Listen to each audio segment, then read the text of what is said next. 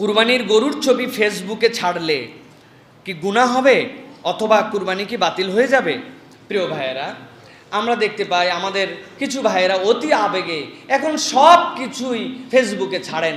অনেকের অনেক মনের ইচ্ছা তার বাসর রাতটা লাইভ করবেন, কিন্তু সামাজিক বাস্তবতার কারণে করতে পারে, কারণ এদের লাইভের এমন তামান্না তৈরি হয়েছে ছবি তোলার, মানে এটাও যদি দেওয়া যায় তো তাহলে বড় আনন্দ হইতো। এরকম একটা আল্লাহ মাফ করুক প্রিয় ভাইরা, এটা কটাক্ষ করার জন্য বলছি না, জাস্ট আপনাদের রিমাইন্ড দেওয়ার জন্য বলছি। প্রিয় ভাইরা, এখন কুরবানির একটা গরু 5-7 বন্ধু মিলে তুলে ফেসবুকে ছবি দিতেই পারেন, কিন্তু আপনার দেওয়ার উদ্দেশ্যটা কি? এটা কিন্তু বড় বিষয় প্রিয় ভাইরা, এটা খুব সাবধানতার বিষয় আপনার জন্য।